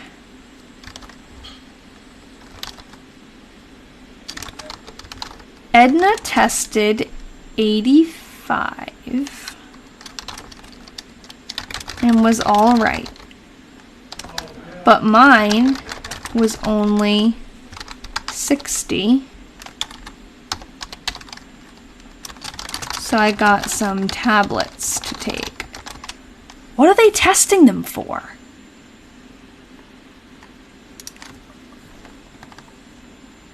It's not like blood pressure because it's a blood test. Iron, yeah, maybe iron. I don't know anything about like what those numbers should be. But, I mean, or vitamin deficiency, polio? Iron, okay. I wonder back then, like, there must have been some routine tests, because she doesn't even say what they tested for. Okay, hold on. So I got some tablets to take. I got weighed, and only weighed 115 pounds. Edna weighed 116. We met Mrs. Kroll and went to the Harmony together for supper and then drove up to Kit's for a while. Got home about 8:30. Yeah. It's interesting that they weigh about the same, so they must be about the same like stature, and I bet they look similar. And we know what Edna looked like, but we don't, the daughter, but we don't know what her mother looked like yet. Hopefully we will soon. You wonder if it's blood pressure, diabetes. Yeah, maybe, I don't know, maybe blood test she means blood pressure.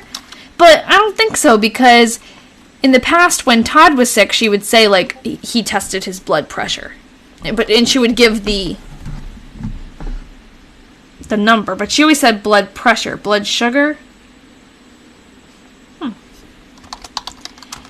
There's no other mention of them having any, like, no, I don't have a voice filter on, I don't think.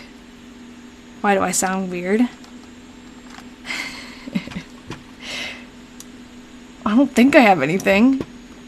I don't even know how I would do that. Do I sound weird?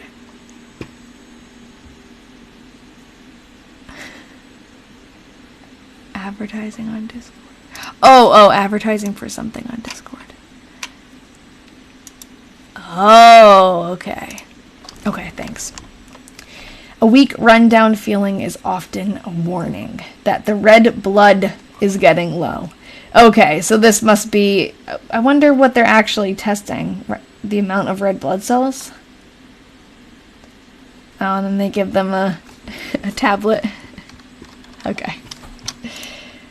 Oh, man. Well, hopefully that means there's nothing that's, like, too wrong with them. It's probably iron deficiency. Kit and Pauline stopped here about 1:30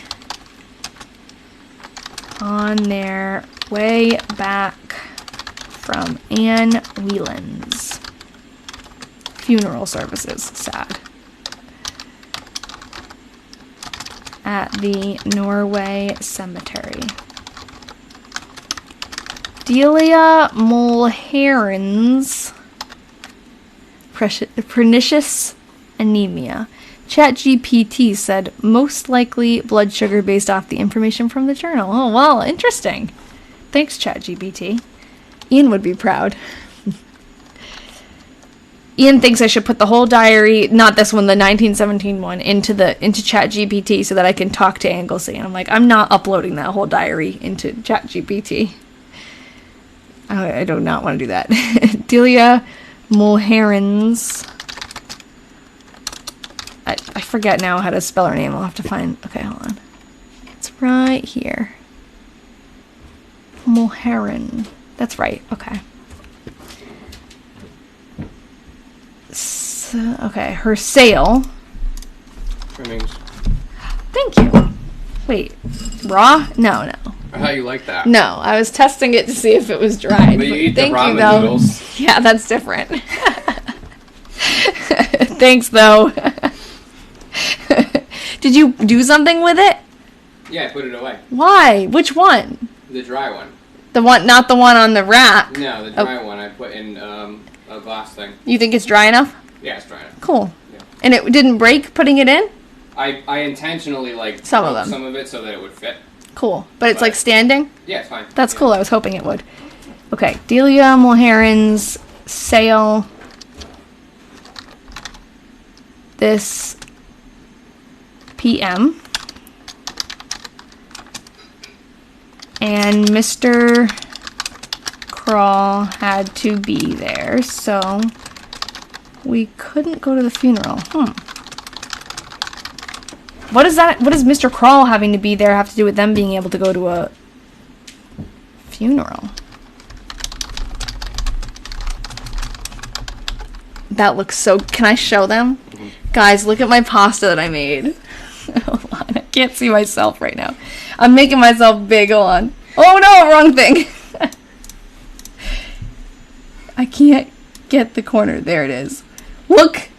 Look how professional it looks. I made the pasta. I rolled it. And then I put it in my food dehydrator. And Ian put it in a glass jar. It looks fantastic. Thank you. Are we going to eat some today? Yeah, we can eat the fresh. Yeah. When you're done streaming, I'll cook some. Yeah. How about, like, 15 minutes before I'm done streaming? You can start... When are you going to be done Just streaming? kidding. I'm kidding. I'll help you.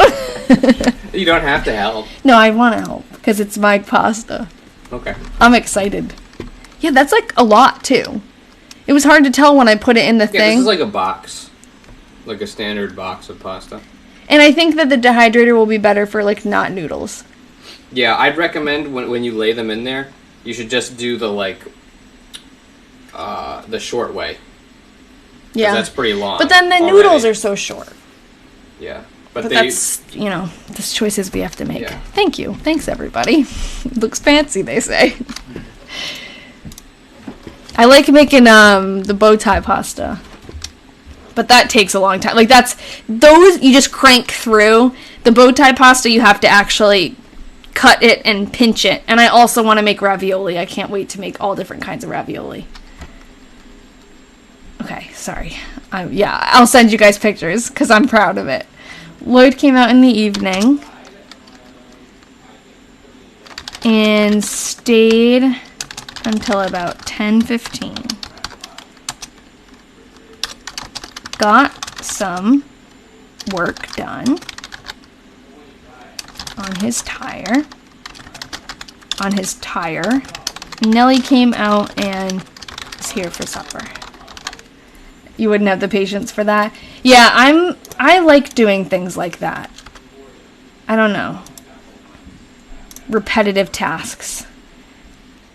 Tagliatelle is easy and tasty. I think that's actually the other setting that's on my machine.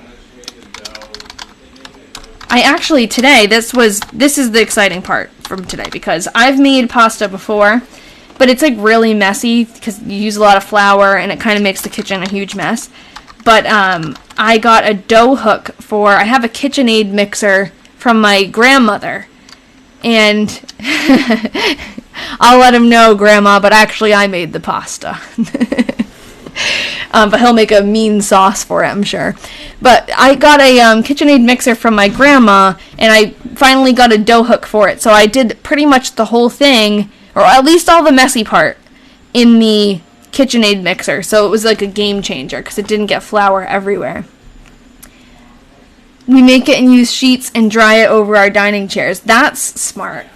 I have like a little setup thing, like I have a pasta drying rack thing, and that works, but I wanted to, like, I thought it would be cool to try to use the dehydrator, because then we could store it and I would be sure that it was dry and it wouldn't have to sit out. So it definitely worked. But like I was telling Ian, I think the dehydrator would work better for oh yeah, I'd love the recipe. Definitely. I think that things like ravioli, I don't know about ravioli if you can just, I don't think you can just dry that out actually, because depending on what's in the stuffing.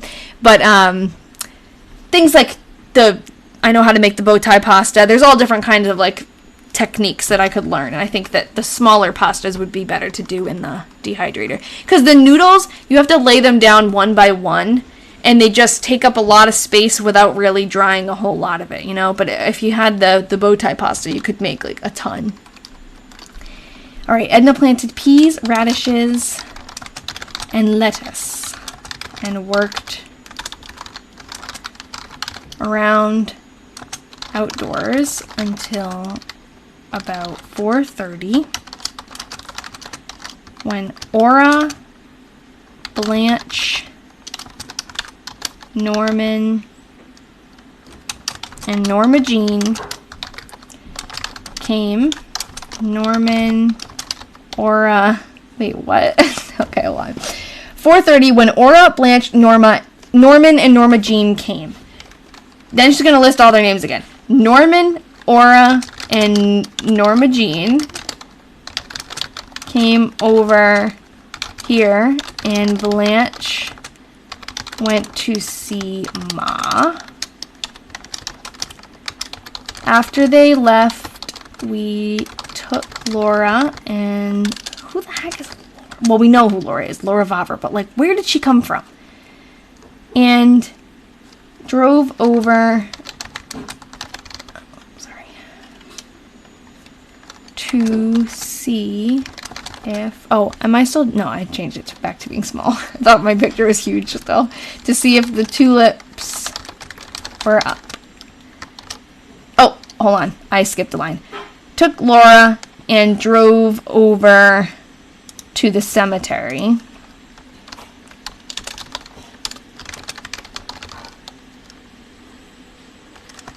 to see if the tulips were up. They had buds on already. Nellie came out after supper.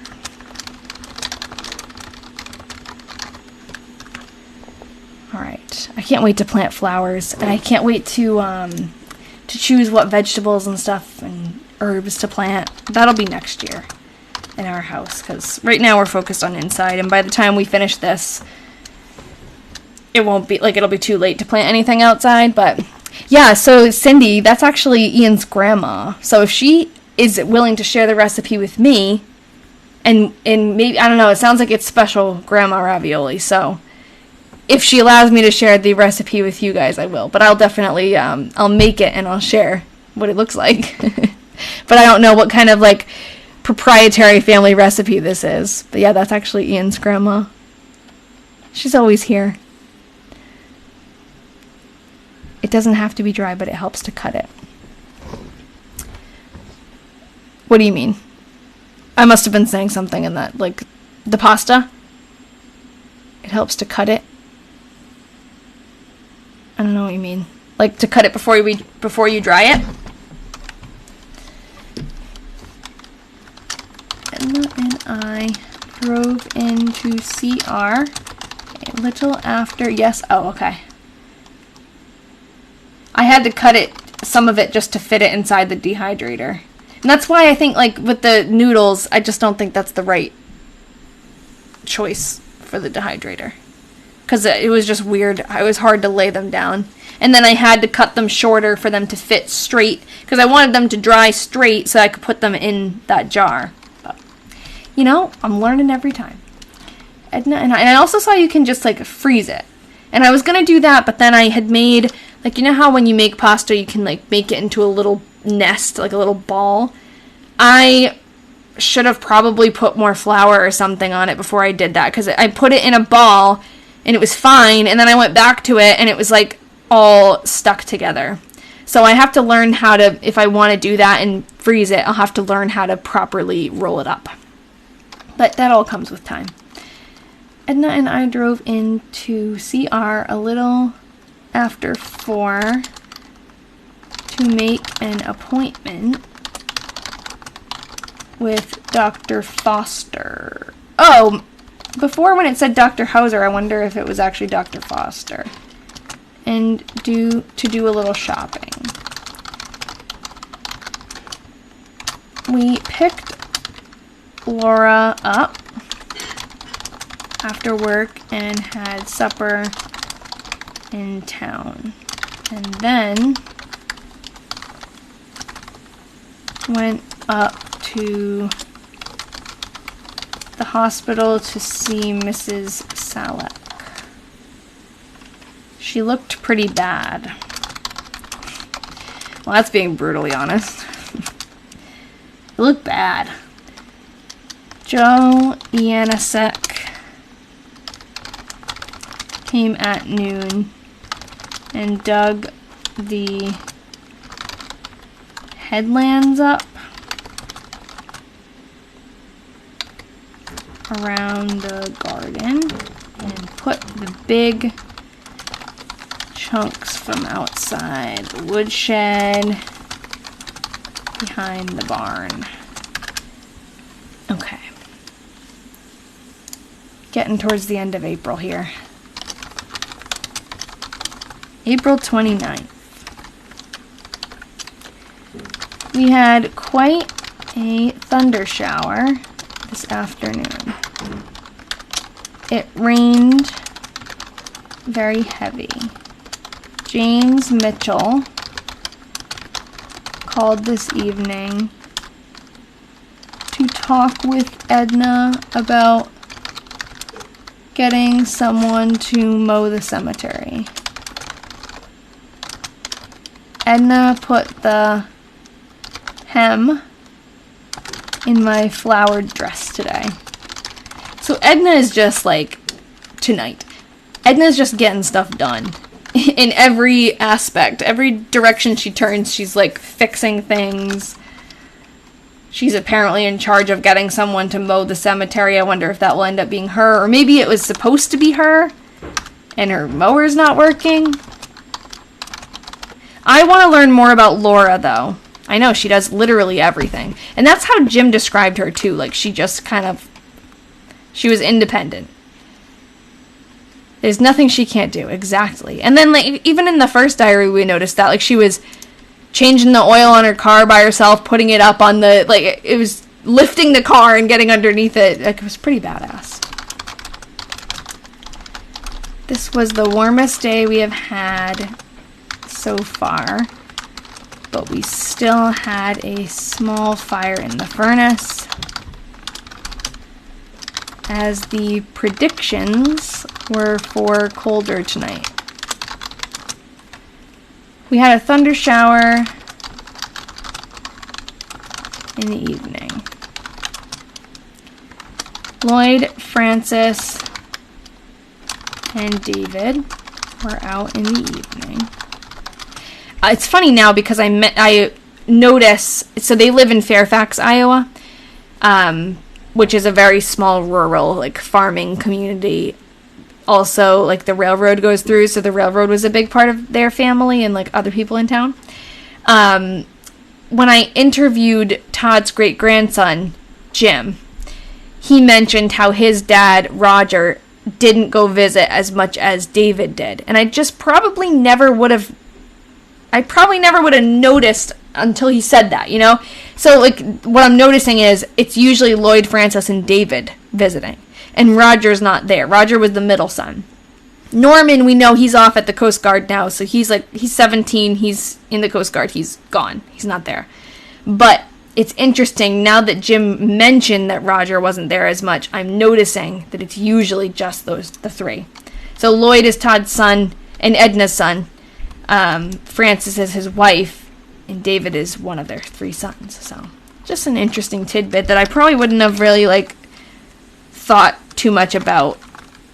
And, of course, they brought ice cream and kolaches. Kolaches. Edna worked on Strong's books tonight. Still working on that. Okay. Oops. I think that may have... Was that the last one? No. Yep, that's the last one. Okay. So, I guess there's only 30 days in April. I embarrassingly can never remember which months have 30 and which have 31. So, that was the last day of April. It sounds like we started off the month again with a lot of sickness, but now everyone's feeling better. Edna is just being her pretty badass self, fixing everything. Farming, fixing the mower, fixing her mom's dress. Everything that needs to be done, she's getting done, so that's awesome. And next week, we'll be doing May.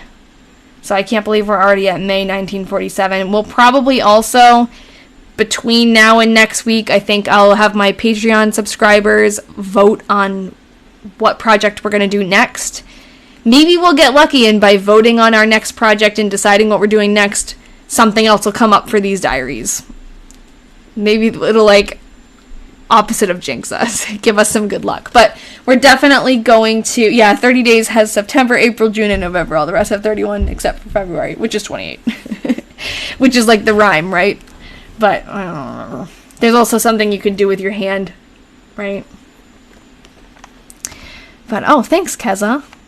If you're loving this, if you're not already following, you should follow because TikTok doesn't tend to show me to the same person twice on the live. But I also have, like, if you haven't, I don't know if you're all caught up or if this is the first time you're seeing our project, but I keep all of our progress on my website. And I have all, like, the whole typed diaries there. I'll pull up the website since we're done. Oh, 404 not found. Great.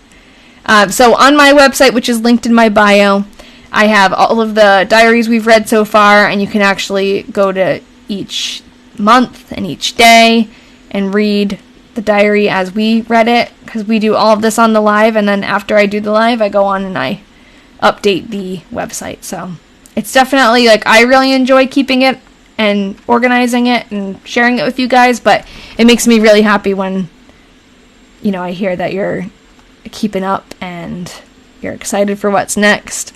I also put my recaps or my replays on YouTube, so if you missed one, you can watch it there.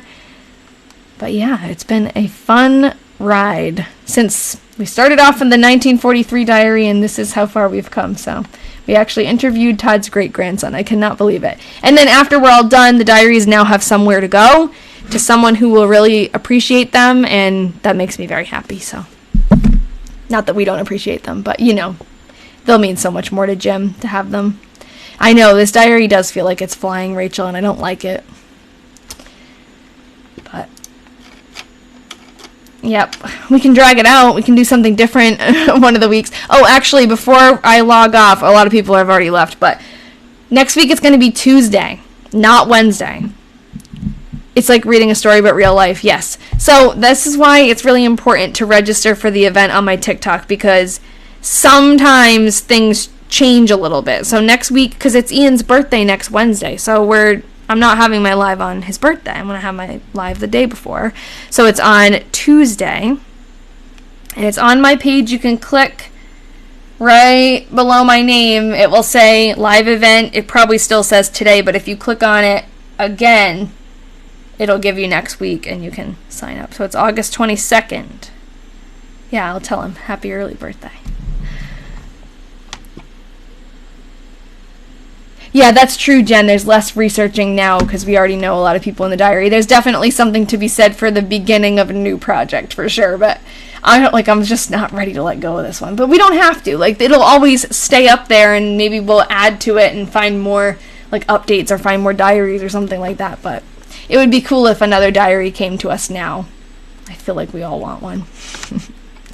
So, yeah, I'm going to log off. You guys can register if you want to for next week. It's Tuesday at 6 p.m., not Wednesday. And then I think it'll go back to Wednesdays after that. But that one's important. That is, hopefully people don't miss it because they logged off before I said that. But I also have a Discord that you can sign up for. There's the Patreon Discord, but then there's also one that's just open to everybody, and that's where I just put announcements. So if you have Discord, you might as well just join it, and then you'll see. I usually say when I'm going live and thank you. I will go enjoy my pasta. I'm very excited. I don't know what kind of sauce to make. I don't think we have any tomato sauce. You put the date in your diary. That's awesome. Well, awesome. I will see you guys next week. And all of the diary detectives, the Patreon subscribers, will be working hard trying to figure out, I think, more about Laura this week. And you want to see the pasta, maybe I'll post on my TikTok story about it, or I'll make a video. Well, I don't know, though. I've been making videos about my house, and I got a sad comment that was like, we don't want to see that. We want to see the diary, so... But I can make a video about my pasta if you guys want to see it. Alright, bye everyone. I will see you next week. Actually not same time, same place. Tuesday. Alright. Oh, well, thank you. I'm glad. I like to share that kind of stuff. Alright, bye-bye.